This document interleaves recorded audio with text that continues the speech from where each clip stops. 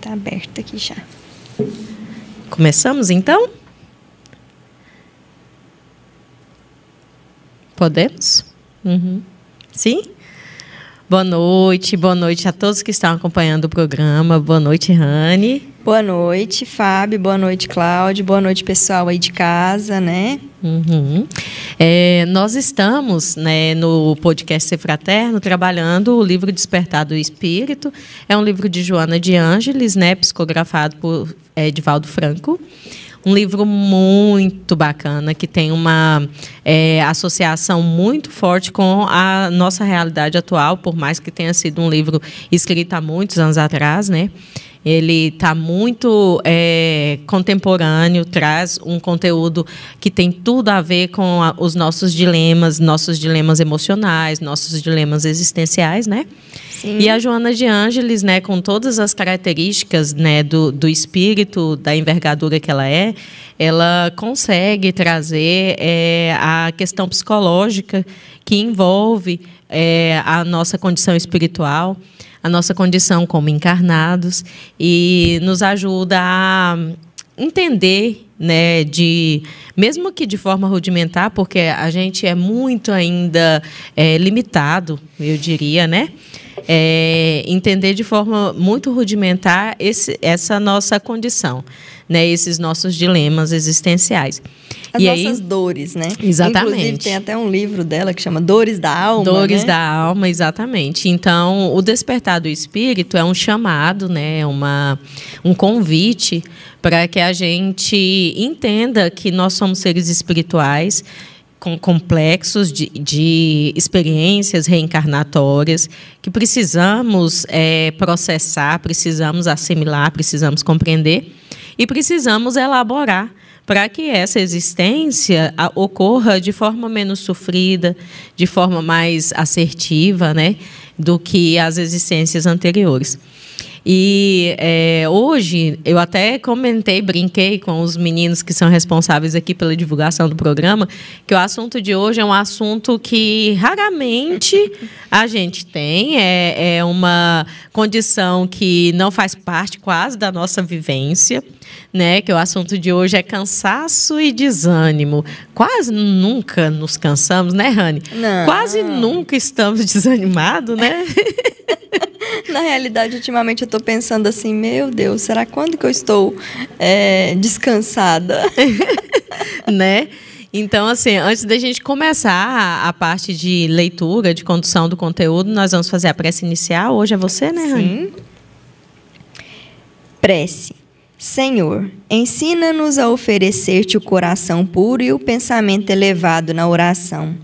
Ajuda-nos a pedir em teu nome, para que a força de nossos desejos não perturbe a execução de teus desígnios. Ampara-nos a fim de que o nosso sentimento se harmonize com a tua vontade e que possamos a cada dia ser instrumentos vivos e operosos da paz e do amor, do aperfeiçoamento e da alegria, de acordo com a tua lei. Assim seja. Que assim seja. Muito bom. Até essa prece, né, é bem interessante, que diz assim, que é para a gente orar, né, pedindo para que a nossa oração não atrapalhe os desígnios de Deus. Sim. Olha que interessante, Sim, né? Exatamente. Porque, assim, tem um capítulo do Evangelho segundo o Espiritismo que, se não me engano, é o último capítulo. Que fala das preces. 27, acho que é um capítulo antes dos preâmbulos de preces. E aí ele diz, pedi e obtereis. Sim. Aí... Pedir e obtereis, aí a gente fica pensando, então, Deus é todo poderoso. Ele pode tudo. Então, eu vou pedir para ele tudo que eu quiser, que eu vou obter. Aí é que tá, Aí né? esse que é o problema, né? Porque tudo que eu quero, será que é o que eu preciso? Isso. E que me faz bem? E principalmente que faz bem para os outros? Isso, né? Então tem toda uma regra, né? E aí a gente tem que estar pensando que essa regra é o que vem melhor para nós, né? A lei divina, ela é perfeita. E aí, ela tem uma sequência.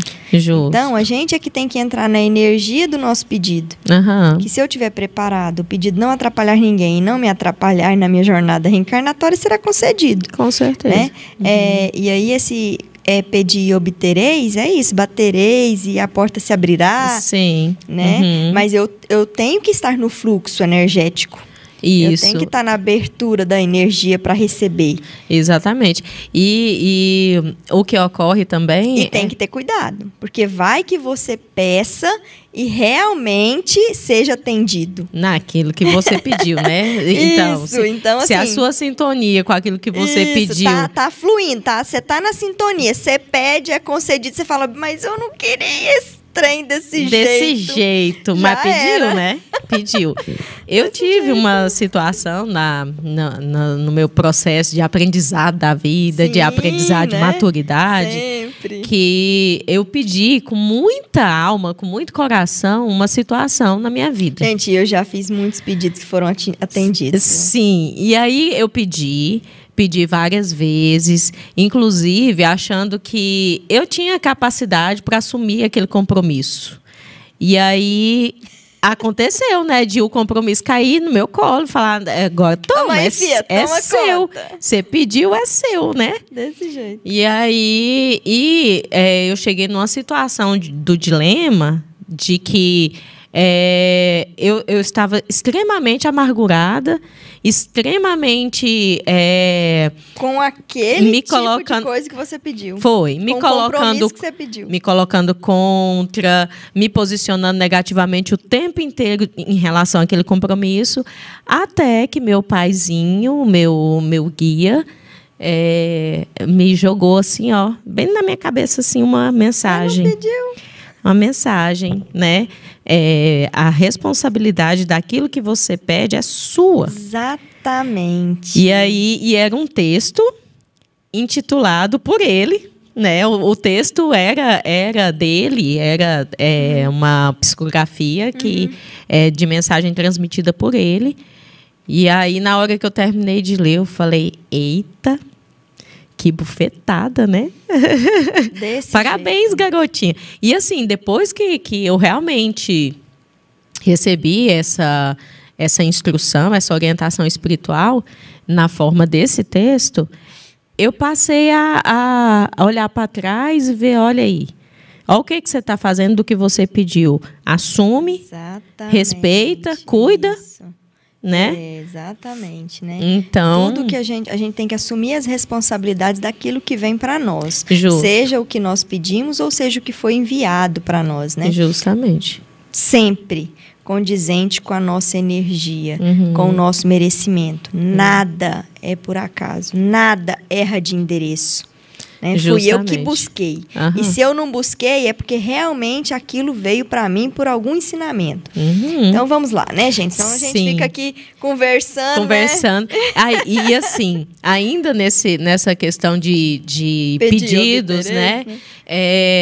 Geralmente a gente faz esses pedidos numa situação de crise, de aflição, de desespero. Sim, né? De angústia. Aí a gente desesperado coloca o joelho no chão, numa fé danada. Isso. E assim, inclusive até existem orientações também no Evangelho de que essa prece, ela não pode ser nesse desespero, nessa angústia. Porque às vezes o atendimento não é nem sobe, né? O atendimento fica embaixo mesmo. Porque a nossa condição é de desequilíbrio. Isso, aí os espíritos ao redor, se eles têm essa possibilidade de atender, eles vão atender. Justo. Né? E aí, nesse contexto, muitas vezes a gente pede, às vezes, por exemplo, um pedido que é corriqueiro. Besta, eu né? eu precisava de ter paciência com determinada situação. Aí eu peço paciência, Deus não manda um saquinho de paciência, uma caixinha de paciência para mim, com um laço bonito. Ele vai mandar a situação para você ter paciência. A situação para eu testar e trabalhar essa paciência.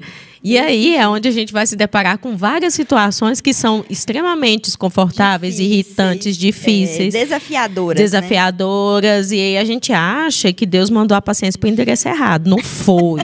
Não é bem assim. Né? Cansaço e desânimo. O desânimo, qual ocorre com o cansaço, pode ser resultado de vários fatores. Enfermidade orgânica, gerando perda de energia e, por consequência, de entusiasmo pela vida. Ó, gente, aqui tá falando enfermidade orgânica, é a primeira, né? Estresse decorrente de agitação ou de tensões continuadas. Frustrações profundas que retiraram a máscara de como eram considerados os objetivos acalentados, deixando o paciente diante do vazio existencial. E efeito do descobrimento do canal de ligação entre o eu e o ego, dos diferentes níveis do consciente e do superconsciente, facultando a inundação por quase desconhecida claridade que modifica o rumo existencial. Olha só, aqui ela colocou 3 fatores que são importantes. O desânimo, o qual ocorre com o cansaço, pode ser resultado de vários fatores. Sim. Então, ela fala até mais do que 3. A enfermidade, né, orgânica. Isso, o estresse. Então, assim, quando estamos adoentados, quando estamos com alguma situação de desequilíbrio de saúde, é normal que o corpo da gente fique debilitado. Ele diminui a energia, né, para que a gente consiga que funcione tudo, né, da melhor forma. Para restabelecer. Para restabelecer a saúde. Aí ele diminui a energia. Inclusive, né, é um método, né, do nosso organismo de parar a gente para cuidar. E eu acho o máximo, por exemplo, quando a gente está na academia fazendo exercício físico e some as vistas, gente, sabe o que acontece? Ou você está numa atividade física muito forte, ou correndo, intensa, ou andando bem intensa, a primeira coisa que o organismo faz é apagar o cérebro. Por isso que você some as vistas e você desmaia. Dá a tela azul. Porque ele te apaga para que ele não danifique nenhum dos órgãos. Olha aí. Né? Porque a gente, né, na nossa imbecilidade, a gente fica fazendo exercício além da nossa capacidade. Acha, né? Vai e o cérebro falou, para aí. E acha, vou me acabar aqui, vai acabar. E é cheio de acontecer, né? Principalmente jovem, ou quando a gente coloca uma meta, aquelas metas absurdas, daqui pro mês que vem, eu quero estar com um corpo de modelo para ir pra praia. E faz não isso. Cuidou não sei quanto tempo, né? Aí vem o estresse, né? O estresse, né, decorrente da agitação das tensões continuadas. Então, assim, a nossa forma de vida, nosso modelo de vida é estressante. Inclusive, essa questão de estresse é uma questão pandêmica. Então, a forma de vida moderna, a forma de vida com o modelo de trabalho que a gente vive, na condição que a gente vive, do modelo de trabalho urbano, ela é condicionante do estresse. Eu acredito que está acima da nossa capacidade de assimilação. Por isso que a gente estressa muito, né? E assim, por exemplo, os países de primeiro mundo, o máximo ali de carga horária de trabalho estaria em 4 a 6 horas.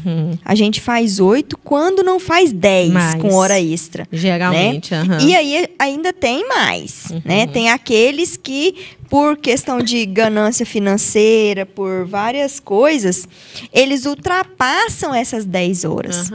Né? E aí o corpo vai sentir. A pessoa que trabalha, primeiro que é uma fuga, né? Ela está fugindo de si mesma e ela está fugindo daquilo que está em casa, porque ela não quer voltar para casa. Né? Aí isso é assunto para outro podcast. Mas assim, e aí ela adoece, porque o corpo faz isso. O corpo dá sinal, o corpo te apaga, o corpo te leva para a cama, o corpo faz muita coisa para dizer, atenção, eu tô aqui. Né? Já está danificando, o cérebro já está dando as sinapses ali. Justo. E essa condição também, ela é uma condição muito provocada pela cobrança social que existe também, né? De a gente não parar. É uma cobrança social relacionada às nossas capacidades de trabalho, a capacidade que a gente tem de se entregar ao trabalho. Então, é cobrado que o corpo tenha condições de máquina. Às vezes, a cobrança é do lugar onde você trabalha, da condição de trabalho que existe nesses lugares. Ou pode ser uma cobrança sua também. Sim. Né? É uma cobrança de atingir determinados objetivos que são humanamente impossíveis. E isso não é uma coisa de gente muito preocupada com ser ambições além das condições. Né, esses, existe. Né? Mas eu digo isso até com propriedade de fala. Porque eu sempre sou muito equivocada com o que eu posso fazer, por exemplo, com as minhas 24 horas. Então, muitas vezes, além do meu trabalho fora de casa, eu quero em casa entregar um resultado de cuidar da minha casa, de cuidar da minha família e de estudar também. E aí, além de estudar, fazer vários cursos diferentes, além de fazer... E depois... Começa, não termina porque não consegue. Isso, e aí, com esse negócio da pandemia também, que a gente ficou muito em casa e com muita demanda do virtual, quando voltou o presencial, eu colapsei. Né? Eu colapsei, fiquei quase doida. E assim, esse estresse é uma angústia muito grande de você querer sempre ter um resultado que você não dá conta de atingir. Né? Então, serviços mal terminados ou não terminados. Sim. Em casa, as coisas você não dá conta de terminar de fazer. E aí é que tá. Será que estava errada a proporção antiga, né? A questão das famílias como eram, que a mãe ficava cuidando das crianças e da casa, porque é um serviço tremendo, gente. É muito serviço. E já cuidando das crianças e costurando roupa de tanta criança, né? E tal. Eu tenho até uma amiga que ela fica em casa, ela cuida de 2 filhas, né? E ela fala pra mim assim, eu não sei como é que você dá conta. Eu falei, eu deixo de fazer. É assim, simples assim. Porque dar conta não vai mesmo. Eu não vou dar conta. Então, eu deixo de fazer. Eu entro pra casa e esqueço que eu tô entrando naquela bagunça. Sublime. Dou uma respirada, passo pro meu quarto, né? Isso quando não vai estudar, vai pro escritório ainda estudar mais 2 horas e tal. Justamente. Mas assim, é isso, né? E aí você fica vendo que realmente a gente não consegue dar conta de tudo. Não. Né? É humanamente impossível. Você até prioriza ali algumas coisas. Mas uma coisa que a gente tem que priorizar muito, né, é o nosso sono. Nós temos que dormir ali, e é de 6 a 8 horas, depende da pessoa. Sim. Né? Não vem com essa, eu só preciso dormir 4 horas. Vai dormindo 4 horas aí, vários dias, anos, né? O que vai acontecer com você, né? Vai vir uma doença degenerativa, né? Alguma coisa que vai te avisar, você passou do limite. Né? Então, a gente tem que se organizar. Até o Haroldo Dutra, ele tem um programa, né, que é a Odisseia, e ele fala muito da questão do cronômetro, né, do nosso tempo do dia. O que você faz para você aproveitar o seu tempo, para você organizar com aquilo que mais importa. Né? É prioridade, é priorizar. Porque às vezes você chega no final do dia e pensa assim, gente, eu andei, corri, fiz um tanto de coisa, mas a coisa que eu tinha que fazer mesmo eu não fiz. Por exemplo, os pais que têm filhos crianças, né? Primeiro, tem que priorizar a criança, né? Priorizar o que ela precisa. Claro que dentro da medida do seu trabalho e tudo. Mas não é ignorar que ela existe, né, na casa. Como a gente observa, assim, que eu estou numa ponta desse processo que é muito importante para a gente ter o termômetro, a medida de como está sendo a educação familiar. Porque a gente recebe crianças que são ignoradas em casa, ignoradas mesmo. Crianças que, às vezes, o cuidado, o carinho, o acompanhamento das necessidades dela é maior lá no CMEI, onde eu trabalho, do que dentro do ambiente familiar, que era onde isso devia acontecer. Né? Então, a gente tem casos de crianças que né?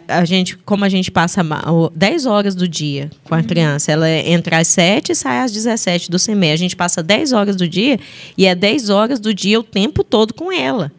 Ela é o nosso foco principal, ela é o nosso alvo, ela é a nossa prática é toda voltada para ela. E que bom, né? Que bom.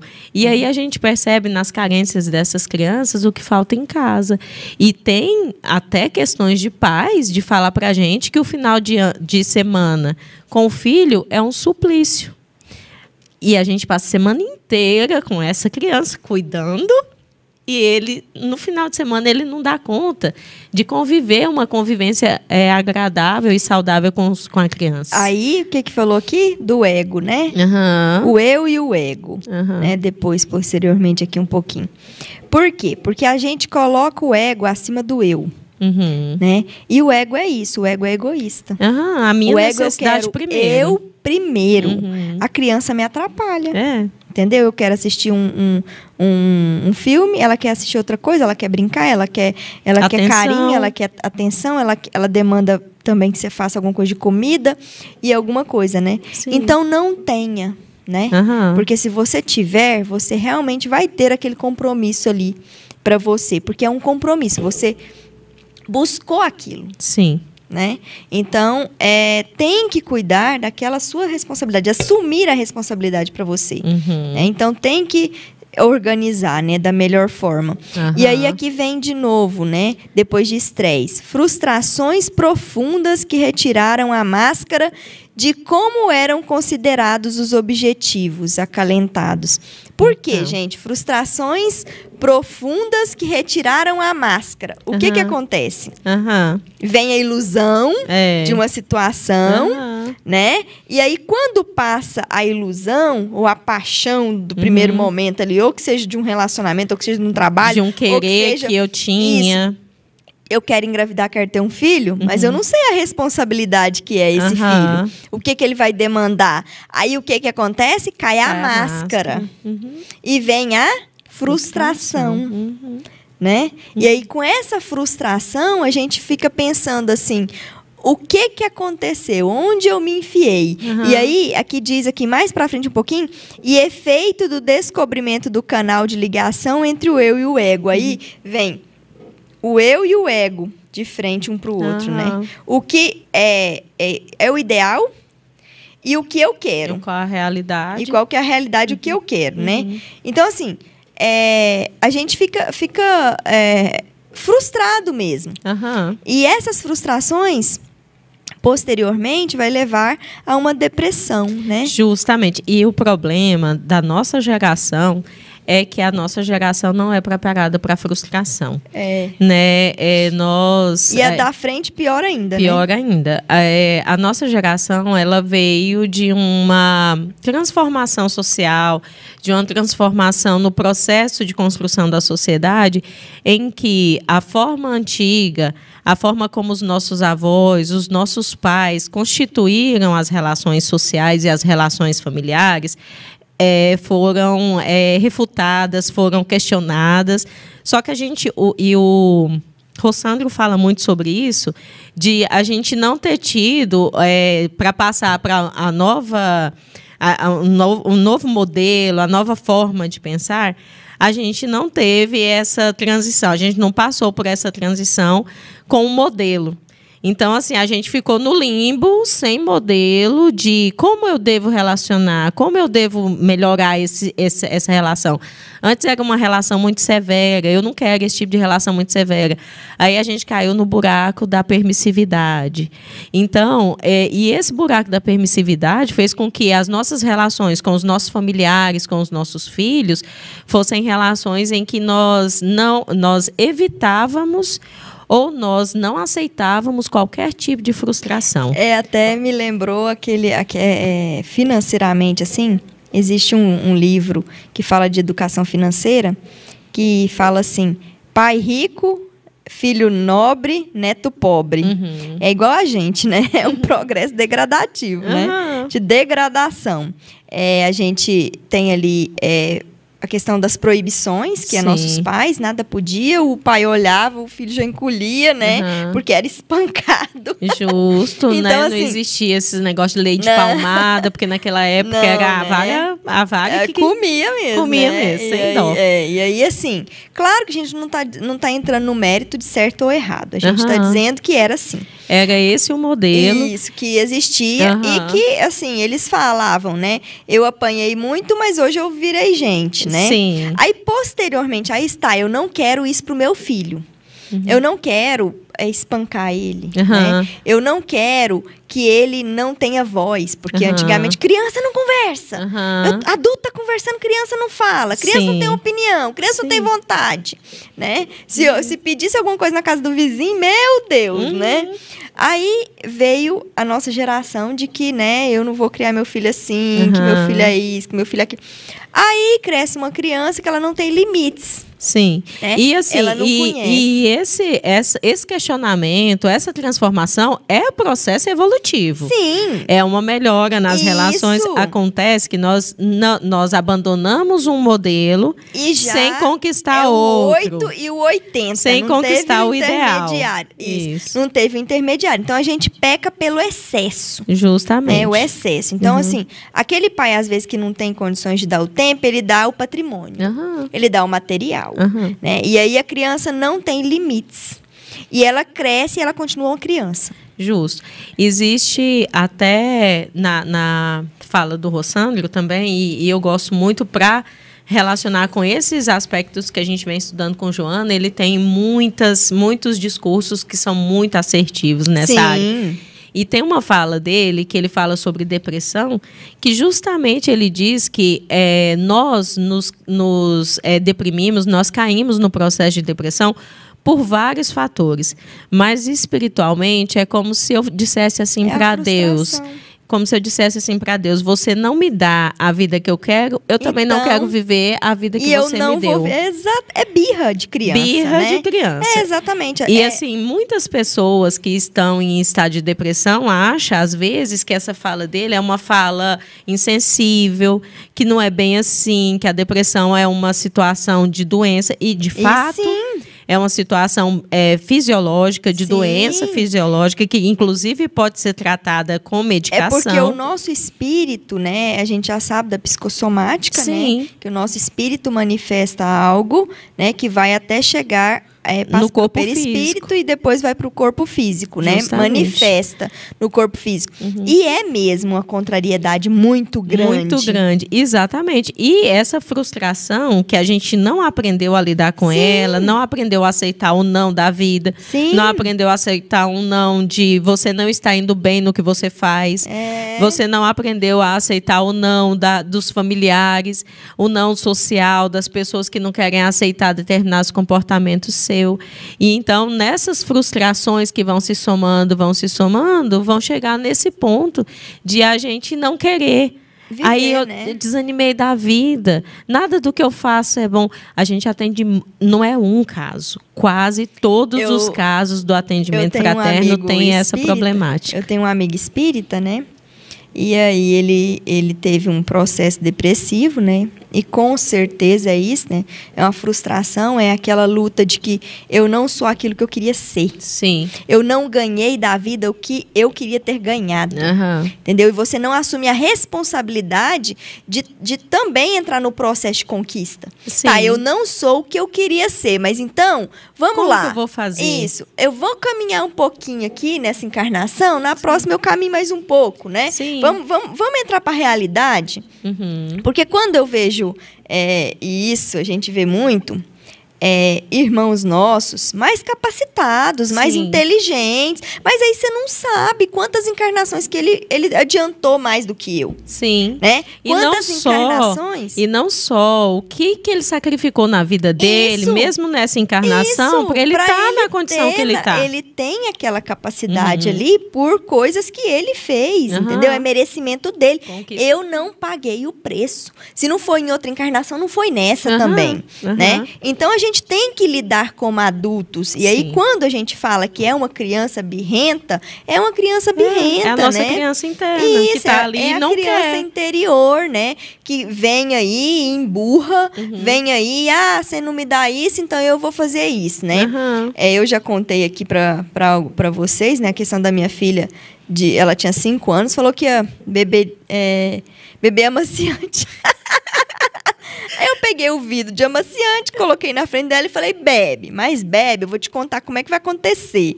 Você vai para o hospital, vai enfiar um cano dessa grossura na sua garganta, né, para tirar essa química toda. E isso se você escapar, né? Porque se você escapar, você ainda fica desse jeito viva, com o estômago todo machucado, com a boca toda machucada desse cano.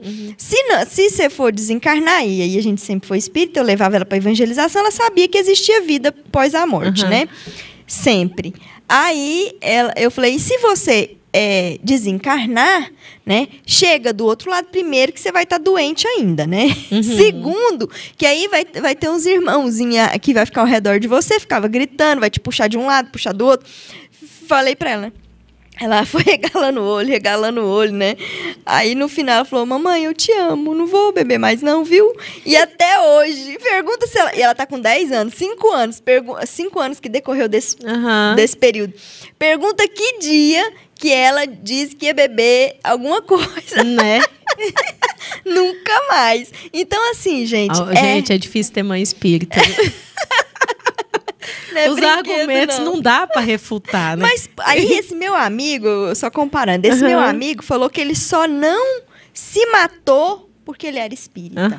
E ele foi evangelizado. Sim. Ele teve uma evangelização quando criança, ele sabia que não iria adiantar ele morrer. Né? Então, assim, e é difícil, gente, é difícil você chegar e falar assim para a pessoa que está nessa situação...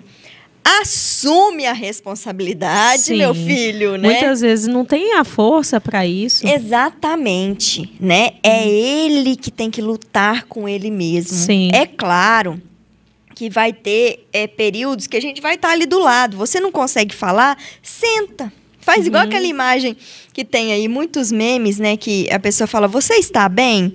Aí o outro fala assim, não. Aí aquele senta do lado e fica só do lado, né? Por quê? Porque às vezes você não tem o que fazer. Você só pode acompanhar aquele ser. Você pode dar carinho, né? Mas entra muitas posturas, né? Primeiro tem que procurar ajuda, tem que mudar a mentalidade, tem que, né, ver... Onde foi que você está tão decepcionado com você mesmo? Justo. E encarar aquilo. Justamente. E, assim, é um processo multiprofissional mesmo. Muito e multi-integralizado. Eu falo porque eu já me deparei muitas e muitas vezes em pensar... Não é possível, né? Onde eu errei, onde eu entrei no caminho errado, na curva. Justamente. E assim, já aconteceu fatos também físicos, né? Uma vez eu estava em Mineiros, pra você ver como que é a desorientação da gente, né? E aí, emocionalmente, eu não estava bem. Saí de Mineiros, fui para onde? Altaraguaia. Em vez de vir para Jataí. Fui para Altaraguaia, né? Não vou julgar. Eu não vou julgar. Completamente diferente. Porque, Outro gente, lugar. Isso é desorientação. E quantas vezes na vida nós entramos nesse tipo de desorientação, né? Desorientados mesmo. Então, mais uma vez, a gente fala aqui, o ser fraterno é para isso. É para uma palavra amiga, é para sentar ali do seu lado, né? Sim. Naqueles momentos que não consegue. E essa palavra amiga, assim, de a gente... Tudo que a gente estuda e vê aqui tem correlação com o que a gente é. Sim. E, assim, a gente não nos coloca na condição Nós não somos melhores, de né? orientar. Não. A gente tá aqui estudando e tá se vendo aqui, ó, em tudo que fala. Isso. E, assim, só para colocar com relação ao que você estava falando, das expectativas que a gente coloca, e quando a gente não consegue atingir os nossos objetivos, a gente desanimar e achar que não valeu a pena, que às vezes a gente se sacrificou tanto, já tô mais no caminho, mais pro se final. torturou tanto. Isso, por isso que acontece a depressão mais na velhice. Porque a pessoa chega no final da vida... Olha para trás. Isso. E aí começa a frustração. Frustração, justamente. E aí, quando eu fiz o meu curso de coach, e assim, gente, eu tenho a Fabiane depois do coach e a Fabiane depois do espiritismo. Talvez se eu tivesse começado no espiritismo antes do coach, eu não precisava do coach. Mas aí eu fiz o coach antes do espiritismo, né? Eu fiz personal e profissional coach. E tinha uma orientação nesse curso que eu achava assim espetacular. Sempre nós colocamos expectativas e objetivos que são aquém da nossa capacidade. E isso é o caminho, né, certinho para a frustração. Exatamente. E aí lá, uma das coisas que eles colocavam para que a gente realmente atinja os nossos objetivos, primeiramente, a gente ter consciência de que o objetivo é esse. E esse objetivo, para ser atingido, ele precisa passar por etapas, por caminhos. É como se para chegar lá eu tivesse que subir uma escada, né? E em cada escada, o desafio é como se fossem miquinhos pequenos para chegar lá em cima e a gente conseguir conquistar o gorila, né? Então, assim, a comparação que eles faziam é que não adianta querer dar esse salto.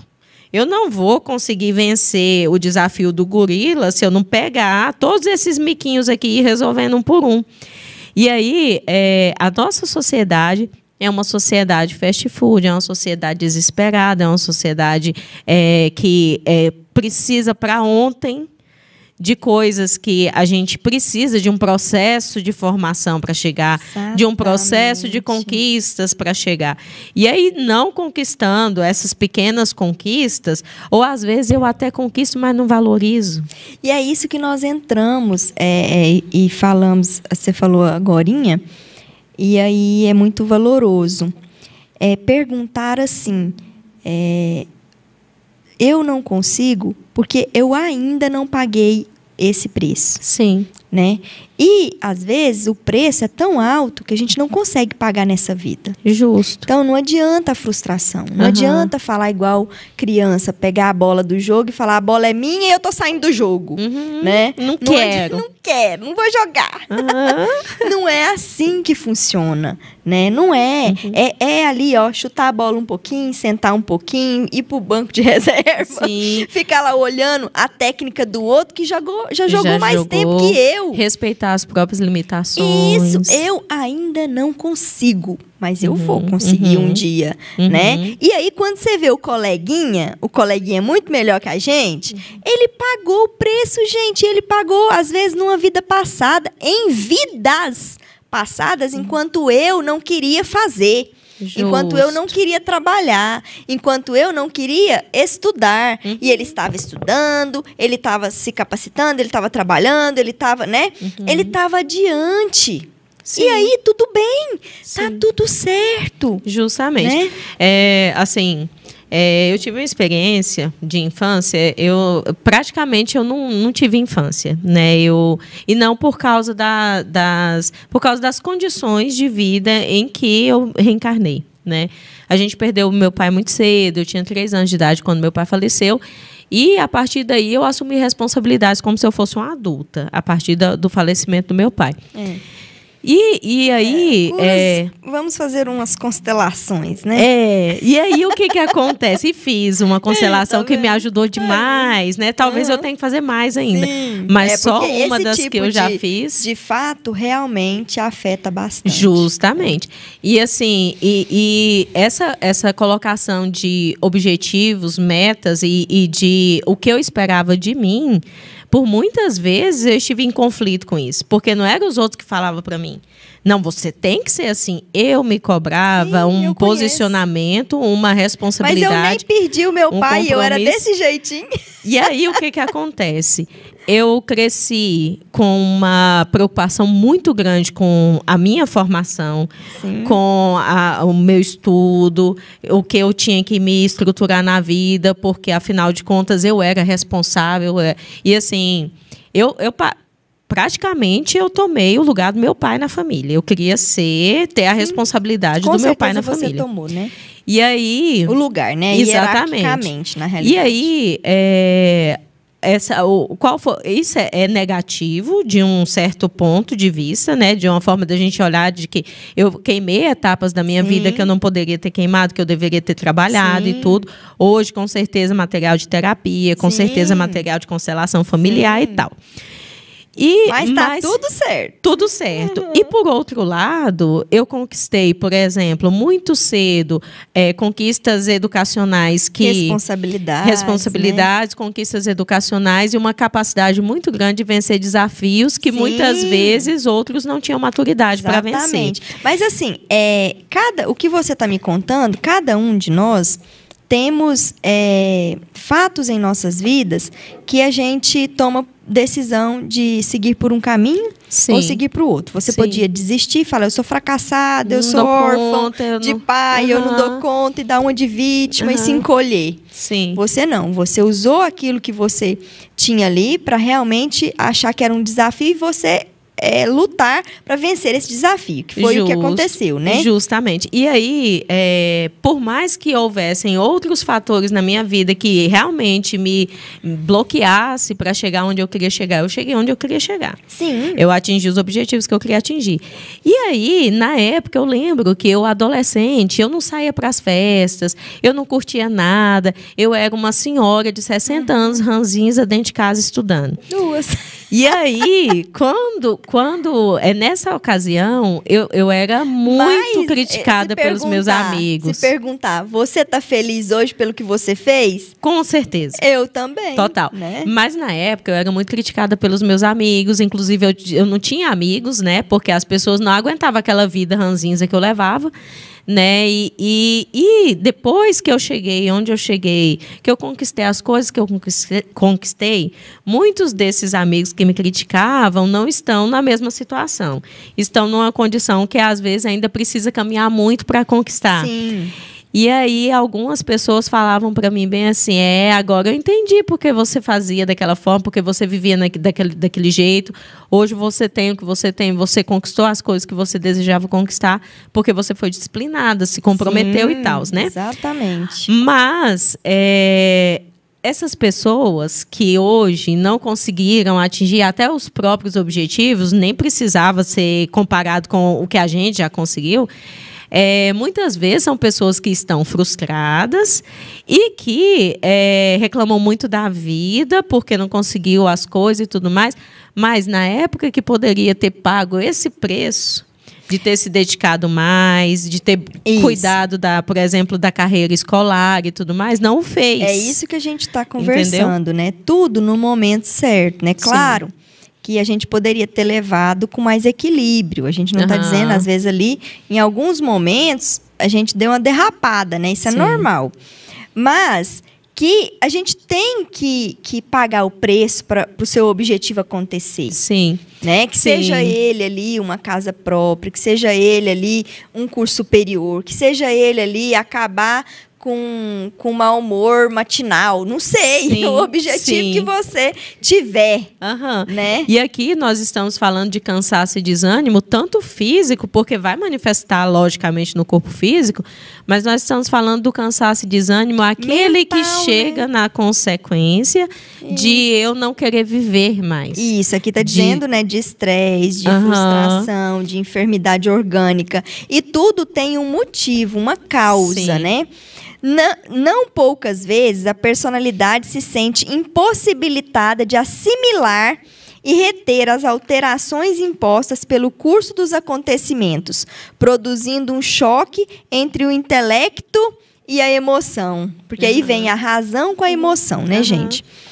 Quando o organismo se debilita, seja qual for a causa, enfermidade, estresse, frustração, as resistências psicológicas diminuem, dando curso à manifestação do desânimo, que se expressa em forma de cansaço e desinteresse por tudo quanto cerca o indivíduo.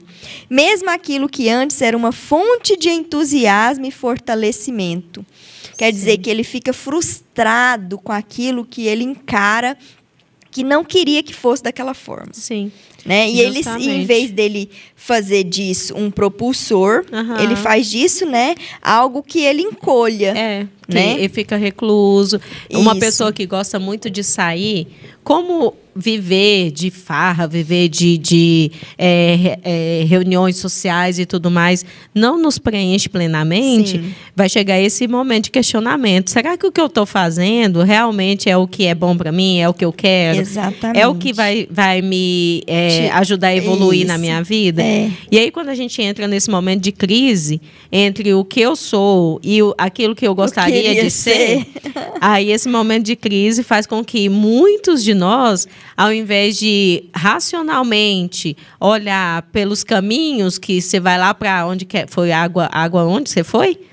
Sai de Mineiros e vai lá para Altaraguaia, lá para não sei aonde. Ao invés da gente parar reorganizar a rota e falar bem assim, eita, Alto Araguaia não é Jataí nem de perto. Não, foi assim, e é tão interessante, gente, eu usei esse exemplo, porque é isso mesmo, eu cheguei num posto, falei, esse posto aqui é meio diferente, parei o carro... Parece que nunca teve isso perto de Jataí. Parei o carro, falei assim, hein, deixa eu te perguntar, Jataí aqui pra frente? Rapaz, riu. Falou assim, não, tá pra trás, ela tá chegando em Alto Araguaia. Aí eu falei, bom, né, em vez de eu desesperar, gente, bom, o senhor coloca mais gasolina no meu carro aqui, desci, fui lá, lanchei na lanchonete, entrei no carro, coloquei uma musiquinha, falei, bom, vamos embora pra Jataí, voltar, né? Então, gente, é isso. É parar na vida da gente, nesse momento de frustração, né? E falar, pra onde que eu tô indo, né? Não é o lugar que eu estou indo, não. Justamente. Então, é parar, raciocinar e voltar a rota. Ou colocar o GPS para onde você quer ir. Né? O GPS interno nosso. E não sentar e falar, eu não vou mais. E se recolher. E assim, o que acontece? Esse momento espiritual de crise que a gente tem, realmente é um momento que é um convite para a gente dar uma parada, mas não essa parada de se excluir de uma vida, de se excluir das relações e tal. Isolar, né? Se isolar. Porque essa parada é uma parada para a gente reestruturar a rota e revigorar, né? Então... e você pode, você merece, nós temos uma eternidade pela frente, sim, né? É uma parada necessária, da forma como a gente vive. Recalculando. Sim, recalculando rotas, né? Igualzinho o GPS lá. Mas da forma como a gente tem vivido, nesse atropelo de vida que a gente vive, essa parada é essencial e a gente não faz. E aí a crise, ela vem para mostrar para a gente que se você continuar andando desse jeito aqui, vai cair num buraco que talvez você não consiga sair. Esse buraco vai para as enfermidades psicossomáticas, né? Sim. Vai para as situações de... E, assim, quando a gente fala de cansaço e desânimo, gente... É o primeiro, gente. Ele vai vir ali... primeiramente, ele aparece te avisando que algo maior vem depois. Sim, exatamente. E tem outra coisa. Estar cansado depois de um dia de trabalho é normal. É normal. Viver só cansado já não é. Né? A gente viver só cansado. Você passou o limite, né? E outra, viver só cansado e estar sempre insatisfeito com tudo que faz não é normal. Exatamente, porque assim, a gente recarrega a bateria com aquilo que a gente gosta de fazer, certo? Certo. Se você está sempre cansado, desanimado, é um sinal de que você trabalha com o que você não gosta. É um dos sinais, né? Pode ser que você esteja extrapolando mesmo, né? Mas a gente está dizendo assim, você não para recarregar a bateria. Você não para realizar alguma coisa que você gosta. Você está fugindo de quê? Né? Qual que é o seu problema? Né? A gente tem que começar a nos autoanalisar. Justo. E aí, onde que eu vou analisar? Na meditação, é uma das formas. É uma das formas. Uma das formas. Sim, inclusive tem uma tríade que a Joana trabalha nesse conteúdo que a gente não vai conseguir, logicamente, a gente nunca consegue terminar nem 3 parágrafos, né? Mas a gente tá indo, gente. Mas durante o tempo aí que nós vamos que vai. Né? Vamos que vai. Mas três pontos que ela coloca como relevantes. O primeiro é oração, meditação, medicação. Sim. Então, a oração é de extrema importância, porque, inclusive, para orar, você tem que parar. Sim. Você tem que parar, às vezes eu consigo. E a oração é um estilo de meditação. É um estilo de meditação, você justamente. Parou, você está ali presente, você não está pensando em outra coisa, você está falando com Deus. Exatamente. E abrindo o espaço para que os nossos espíritos amigos nos instrua da forma como a gente deve melhorar ou reorientar essa rota. Exatamente, né? Exatamente. Para que seja removida a lamentável consequência, torna-se importante a terapia do fator causal. A terapia do fator causal. O que eu disse? Que a gente tem que parar e ver aonde que foi que você se perdeu e está desanimado. Qual que foi a causa? E a gente faz o quê? A gente só fica tratando a consequência. A consequência. E não é. Tem que procurar a causa. O que te causou o desânimo? O que te causa o cansaço? Entendeu? Para depois você ir para terapia, para depois você ir para um medicamento, que também é importante. Recompondo os equipamentos celulares em desordem, ao tempo em que o esforço mental pela recuperação deverá acompanhar o tratamento encetado. Quer dizer, o tratamento recomendado, né? Tá. Só uma paradinha, Rani. E quando a gente fala bem assim, que é necessário a gente procurar qual é a causa, a gente às vezes está no estado de desorientação que a gente não sabe também. Não. Tem gente, procurar um profissional, né? Exatamente. Tem gente que a gente atende no atendimento fraterno e, gente, olha, isso daqui não é só para exemplificar aqui, não. O trabalho do atendimento fraterno, desde que a gente começou, a problemática central do trabalho do atendimento fraterno é depressão. E a queixa da maioria das pessoas, quando a gente fala bem assim, mas volta atrás um pouquinho, olha um pouquinho para a sua vida, onde isso começou? Eu nem sei. Desse jeito. Eu nem sei, né? Eu não sei o que aconteceu, não sei onde. Aí a gente vai buscando assim, de outras formas. A gente fala, houve alguma perda? Aconteceu algum fato traumático na sua vida? Ou em algum momento... Como foi sua infância, né? A gente pergunta, né? Como foi sua adolescência? Exato. Em algum momento você se sentiu desamparado de alguma forma, em que você não pôde contar e tal. Aí a pessoa vai movimentando algumas emoções, às vezes chora e tudo, né? Não é um atendimento psicológico, porque a gente nem informação para isso tem. Mas a gente sabe que a pessoa está no estado de desorientação tão grande que a gente tem que ir dando caminhos para ela lembrar onde foi que ela parou lá nessa angústia para chegar nesse ponto, que ela nem sabe quem que ela é, de onde que ela veio, por que ela está assim. Desse jeito. O repouso como contributo para a autoanálise e detecção do fluxo detonador dos distúrbios. Olha que interessante, gente. O repouso como contributo para autoanálise e detecção do fluxo detonador dos distúrbios. Quer dizer, você vai ter que parar, né? Repousar. Você vai ter que repousar para você identificar o que detonou o distúrbio, o que detonou o desânimo e a frustração. Constitui-se de vital importância pelo renovar dos objetivos, pelo superar das angústias e tensões, reconquistando a alegria de viver. Muito bom, gente. Nós vamos ter que parar por aqui, né? Porque nós estamos encerrando e aí nós já vamos para a oração. A gente não sabe cadê o Cláudio, nosso assistente profissional aqui. O técnico responsável por... Porque a gente nem sabe se esse negócio desliga automático. Eu creio que não. Mas nós vamos aqui na oração, qualquer coisa nós vamos conversando mais um pouquinho até ele voltar. Justamente. Bom, nós vamos então, né, encerrar o nosso momento de hoje fazendo a oração que eu gosto, que eu me identifico e acho que para o atendimento fraterno, principalmente, é a oração mantra, né, do atendimento fraterno, que é a oração do perdão. É o Cláudio dizendo que estava escutando, a gente cobrando ele aqui. Seu Cláudio, sumiu. E aí, então, é a oração do perdão, a oração de São Francisco, né? E que ela traz para a gente também a necessidade do auto-perdão, a necessidade de olhar para dentro, né? E de nos transformarmos em instrumentos de paz.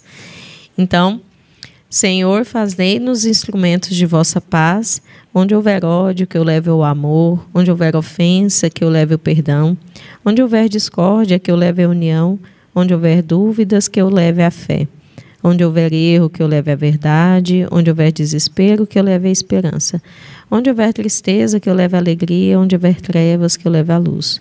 Ó Mestre, fazei com que eu procure mais consolar que ser consolado, compreender que ser compreendido, amar que ser amado. Pois é dando que se recebe, é perdoando que se é perdoado e é morrendo que se vive para a vida eterna. Que assim seja. Que assim seja. Uma boa noite para todos.